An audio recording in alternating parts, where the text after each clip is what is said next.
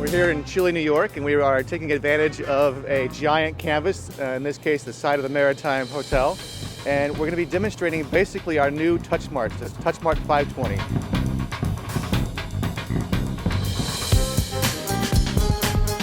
In addition to that, we have our Z800 workstations that was the power behind the actual animation. How cool it would be to get this machine that all the creative industry uses kind of behind the scenes and give it to experts like Drive. HP gave Drive a number of Z800 workstations with which to create the content for this show. We know, and HP knows, that their machines are behind a lot of the Hollywood magic that you see with DreamWorks and Puss in Boots and movies like that.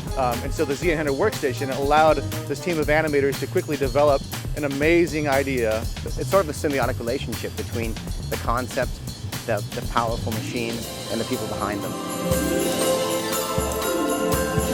At HP, we're obviously focused on the latest and greatest in technology. I think he usually brings us in to try to accomplish unusual things. Well, it's different because you're outside, so it's closer to a firework display or a giant optical illusion. And I think this is sort of exemplary of that and our partnership working with Drive to sort of bring this to life. So it's like a piece of magic. Something's happening that shouldn't be happening, where it shouldn't be happening. You know, you're seeing a building change shape in the middle of the street at 6 o'clock on a Saturday evening. You know, that's pretty unusual in itself.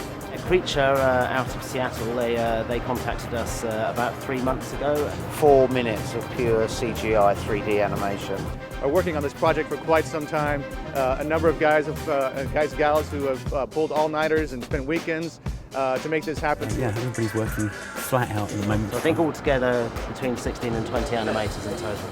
With this giant canvas that we have here on the side of the Maritime building and the amazing animation that the team from Creature and Drive have put together for us, I think the New Yorkers are going to be terribly excited about this. I like the jackpot. I like feeling that I was at a casino. It's kind of fun. So at the moment, I'm just designing and building the pinball element, or the fruit machine, where all the prizes come out. The presents almost felt like you can reach out and grab them, so yeah. That was cool. That was very cool. I think my favorite thing are the little like ping pong elves at the beginning. Basically, I'm animating the 4 elves that are coming out of the building at the start of the scene. They're doing various bits of parkour and sneakiness and cheekiness.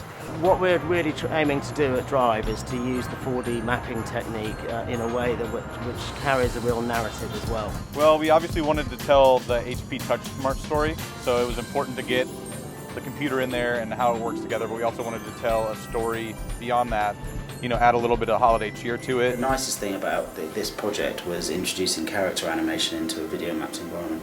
We actually managed to give all the characters their own names and really go through a whole process of kind of really getting to know who these characters are. There's a chief elf, there's a mechanic elf, and there's a brainy elf, and there's a slightly daft elf. They all do have independent characters and characteristics.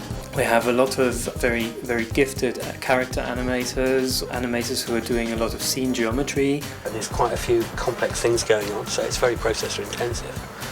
So at this point, it was trying to figure out how to get these 2 facades to mix together. In the end, I opted for sticking it on a skeleton and actually driving the skeleton. You can almost see it there. There's our joint structure.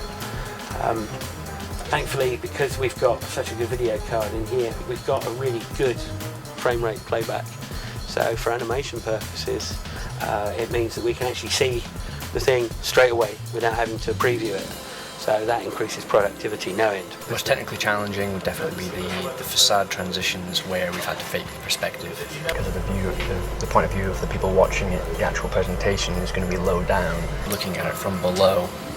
But because we have to keep everything in frame, we have to fake the perspective. And it's like everybody who's seen that, who passes by the Maritime, would always think there's a Elvish factory behind it. One of the challenges at present is to incorporate live action with 3D. What we need to do is we need to know how big we will do our live action on the building, and therefore we need to do filming and set building that is built exactly to the stage. Hi, I'm Graham Matthews from HP. I spent the day down here at the Camberwell studios with the Drive team, working with a hand artist to demonstrate the different features of the HP Touchsmart 520. Today we're shooting Brooke, who's one of the world's leading hand models, and she's going to be opening a gift-wrapped box which contains an HP computer, and what we're going to be doing is building the ribbon that she's pulling in 3D, so it appears to fall in slow motion from the side of the building. Her hand's also going to be interacting with the UI of the computer. And I really like the little photo display. They did a giant hand across Chelsea. How often do you see that? Using the carousel. Which will then animate the UI separately and put the two elements together. We have a film crew of around 17 people. Shooting it all at 60 frames a second to soften it up, and she's working to a choreographed animation. It's been an absolute eye-opener and really exciting to see just how much effort goes into making sure we have the perfect take. I actually was drawn in by the music. It was really catchy.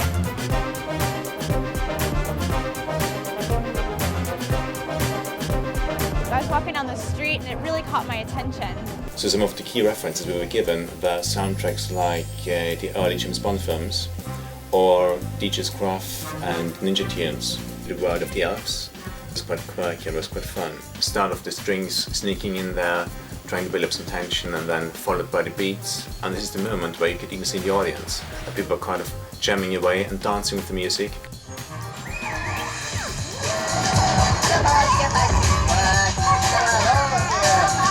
Obviously doing a different accent for each half and then pitching it up.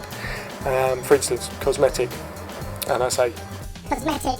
And then once we saw the final thing all the way through with the sound and the song and the sound effects, it just made it 100 times even better. Also remember the medium, we're not using, it's not a screen, it's not a television, it's a building. So Drive told us that the key to good 3D projection mapping is choosing a good building with a good facade, and we hunted for a lot of buildings in New York. It really always starts with the model. It always starts with the building that we're going on to. The architecture of the building itself is very uniform. Very evenly laid out, so we're having to design elements that will complement that and actually be quite visibly interesting as well. And I think it's also important that we get a space that's got a lot of great foot traffic and that people will be able to stop and see it because we're obviously not publicizing it. We want it to be kind of this magical reveal. Look at it, you know, it looks great because we're using the architecture of the building to show the idea as part of the storytelling. Well, we're here in the Nerve Centre. This is the control tent. In here we have the 6 projectors on this roof, and there's 6 projectors on another roof on the other side. This is where we're running all our media server racks and where we're controlling the projection from. The resolution that we were working with at the Maritime was around 4,000 pixels by 4,000 pixels. We were actually working at a higher resolution than film. So we've got much more throughput, much more information that we need to process. Yeah, we've never really done anything out there on this scale. You know, 80 foot high is kind of the fun of it. It's pretty inspiring to see this thing come to life. The processing power of this type of machine lent itself really well to the work that we do and this type of live experience. Well, it's a dual quad-core Xeon, so it's 8 cores for rendering, 24 gig of RAM. It means that I can keep all my textures open. It's very fast. Yeah, very good. Rendering times are very, very good. When we first presented this idea, we kind of knew it was a lofty goal, and HP was actually super receptive to it. It was awesome to hear their enthusiasm for it. Live experiences are sort of the heart of the interactive experience. I think what's nice is it's in your face, and I think that you have no other option but to look at it. Any way you can advertise a brand or a product in a new way other than a standard commercial is exciting. This is exciting. It's really interactive, and you're able to kind of be a part of it. Yeah, almost. I think that we should use it actually for New Year's. Part of a community that all saw at the same time, bounced off each other, got all the excitement. You could, I mean, any wall. Yeah. Bam.